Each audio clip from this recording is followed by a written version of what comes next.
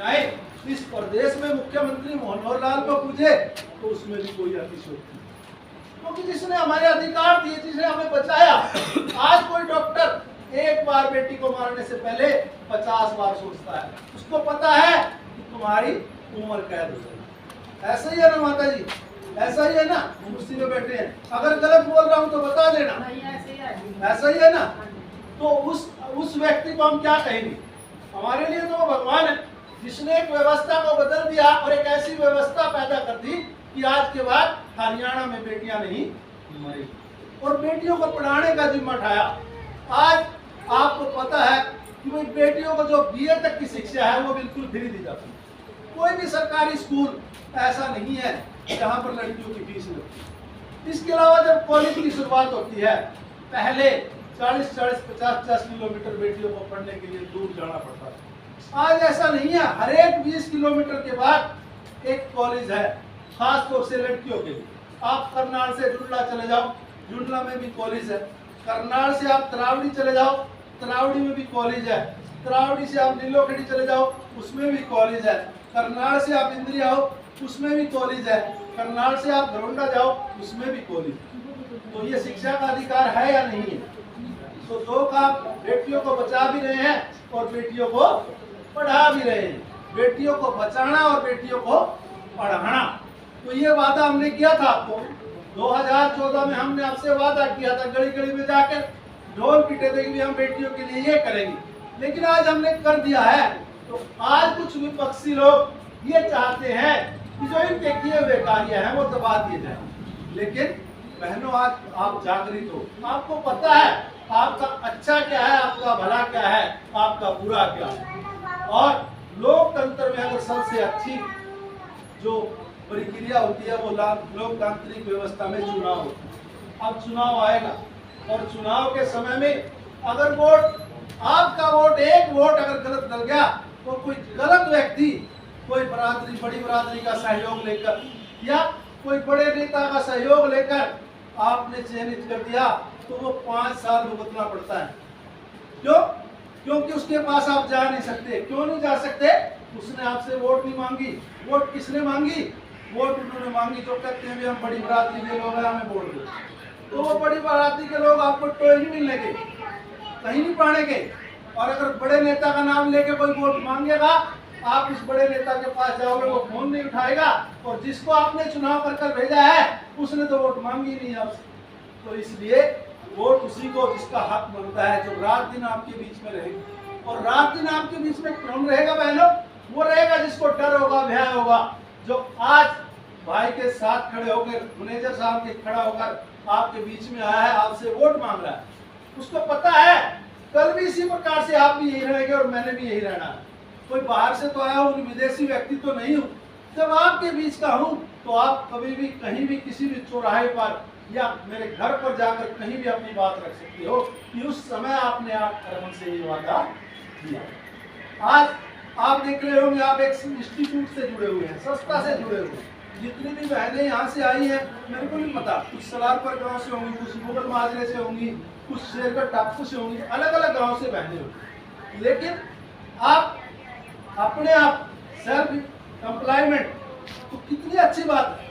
आज मेरे सामने ये 100 बहनें बैठी हैं, अगर यही 100 बहनें इस संख्या को कितनी कर दे, 300 और बढ़ा दे, 400 कर दे, तो एक तो घर में रोजगार हो गया, और एक आपकी सोच बदली, आपकी सोच बदलेगी तो आगे परिवार का माहौल बदलेगा। आप जब खुद इंटेलिजेंट हो, आप ये चाहते हो कि मैंने कुछ करना है, पुरुष तो अपना काम कर ही रहे हैं, लेकिन अगर महिला भी उस घर में कुछ करके ले जाए और ये दिखाए कि मैं भी आदमी से कम नहीं हूँ, तो वहाँ पर 2 चीज़ों का फायदा होता है। एक तो उस घर में शांति बनी रहती है, और दूसरा उस घर में संस्कार बने। क्योंकि जब व्यक्ति जैसे परिवेश में जाता है, अब आप यहाँ पर आए हो तो यहाँ पर कुछ अच्छी बातें सीख के जाते हो। मान लो एक पढ़ी लिखी लड़की हमारे घर में आ गई और आगे हम उसको रसोई से बाहर ना निकलने दें, तो रसोई से बाहर नहीं निकलने देंगे, उसकी पढ़ाई लिखाई का क्या फायदा होगा? जब वो जाएगी, समाज में 2-4 औरतों को और मिलेगी, कोई ना कोई ऐसी स्कीम, कोई ऐसी योजना शुरू करेगी जिससे 10 बहनों को और फायदा होगा। धारा बढ़ गई, अब धारा का जब प्रवाह हो गया तो वो प्रवाह होगा, उसका प्रसाद सभी को मिलेगा। तो आज एक बहन ने शुरुआत की, पूनम बहन ने कहा कि मैंने ये संस्था चलाई है। उस संस्था से इतनी बहनें जुड़ी ना, किसी को तो कन्या के विवाह में कुछ राशि मिल रही होगी, कुछ को पेंशनें मिल रही होंगी, कुछ को कोई बीमारी होगी, कोई इसी प्रकार का कोई घर में कष्ट आ गया तब संस्था हेल्प कर रही होगी। वैसे कोई कितना ही बड़ा धनाढ्य हो तो कितनी सेवा कर सकता है। आप एक बार किसी के साथ जाओगे, बड़ा समाज है, उसके पास पैसा बेशुमार है, एक बार कर देगा, 2 बार कर देगा, 3 बार कर देगा, 10 बार कर देगा। लेकिन जब एक संस्था, उस संस्था के 1000 मेंबर और 1000 मेंबर समाज सेवा का जिम्मा उठा ले तो सबके बांटे में कितना आया? थोड़ा थोड़ा। और धन कितना हो गया? अपार हो गया। उस अपार धन को समाज के कामों में लगाया जा सकता है और समाज को आगे बढ़ाया जा सकता है। मुझे तो आज इतना अच्छा लग रहा है कि एक थोड़ी सी उम्र में हमारा छोटा भाई उसने इस तरह का प्रयास किया हुआ है गाँव में, और डॉक्टर अमन को मैं खास तौर से बधाई दूंगा, साधुवाद भी दूंगा, और बहन को पूनम को बधाई दूंगा कि उन्होंने जो ये शकील का प्रोग्राम करा है। देश यही चाहता है आज के दिन। देश के प्रधानमंत्री जी जब लाल किले की प्राचीर से कहते हैं, आपको सुना होगा 15 अगस्त पर जब पहली बार उनका संबोधन आया था तो उन्होंने एक बात कही थी, जिस दिन इस देश का हर एक नागरिक ये ठान लेगा अपने मन में कि भाई मैं और मेरा देश, मेरे लिए मैं पहले हूँ, बाद में हूँ और देश पहले है, उस दिन ये देश सोने की चिड़िया था और सोने की चिड़िया बातें बहुत हैं, जितनी की जाए उतनी थोड़ी है। लेकिन मेरा आज आपसे मन की इच्छा थी कि सभी से मिला जाए और आपसे एक प्रार्थना भी करने आया हूँ, क्योंकि चुनाव का समय है और चुनाव के समय में मेरा आपसे एक नम्र निवेदन रहेगा। सभी बहनें, मेरा नंबर सबके पास आ गया है, आप अपने गांव में जिस गांव से भी आप हो, अगर आप 20 या 25 बहनों को सामूहिक रूप से मुझे मिलाएंगे तो मेरे को बड़ा अच्छा लगेगा।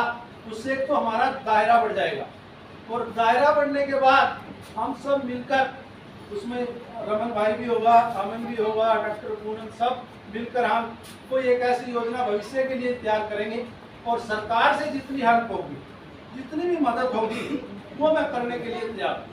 क्योंकि अकेला व्यक्ति कुछ नहीं कर सकता। सरकार की हेल्प वही करती है जहाँ पर सरकार को लगता है कि ये लोग समाज को कुछ दे रहे हैं, समाज में कुछ बांट रहे हैं। तो जिले की वैसे भी जिम्मेदारी है भाजपा की और सरकार भाजपा की, आप सभी लोग जानते हैं। तो मेरा आपसे निवेदन रहेगा, जब भी चुनाव हो तो उस चुनाव में आप जितना बढ़ चढ़ कर अपने भाई के लिए काम करोगे। अगर आप 10 कदम चले गए तो आपका भाई इतनी ताकत रखता है, मैं आपके लिए 1000 कदम। कोई भी बहन मेरे दरवाजे से नाराज होकर नहीं आएगी।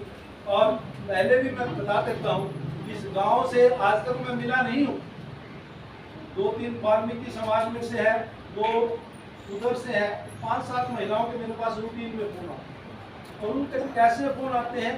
2 का तो मीटर का मामला था, 2 चाचा स्मृति लेके आए थे, उनकी बड़ी पुरानी पेंशन का मामला था, वो निपटवाया था।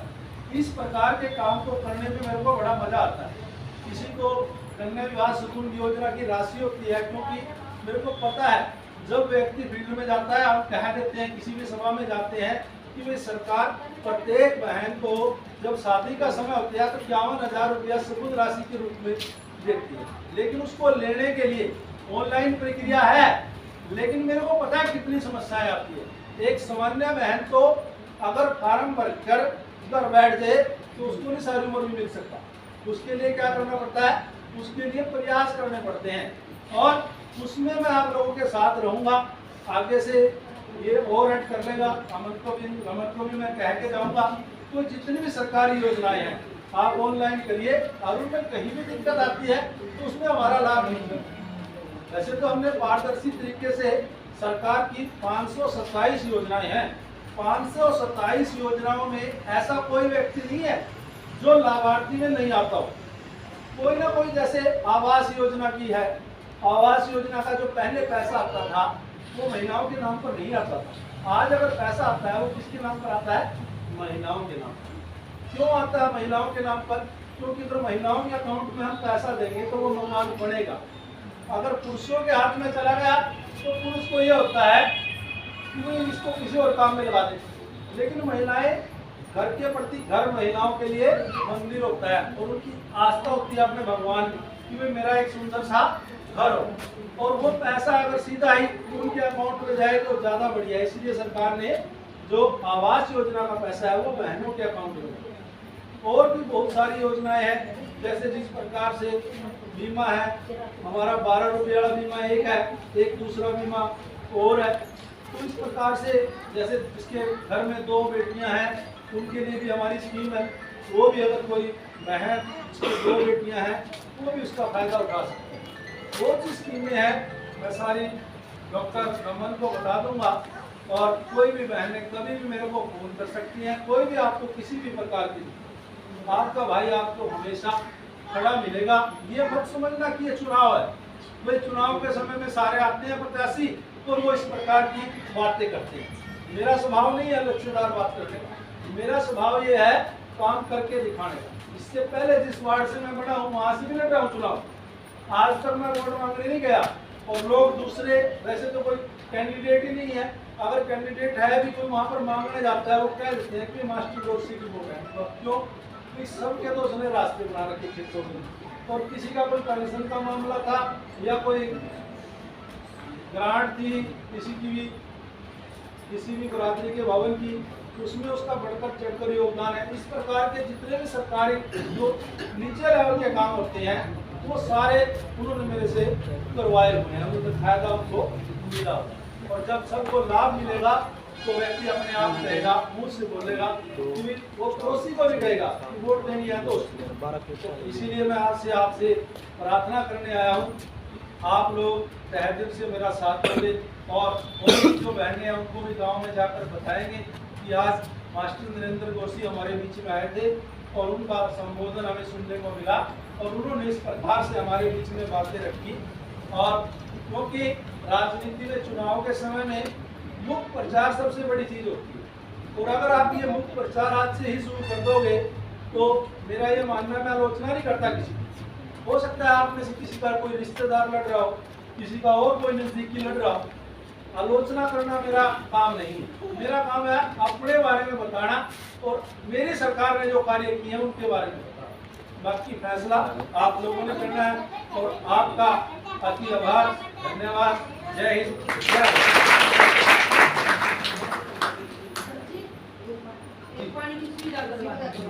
पानी की सुविधा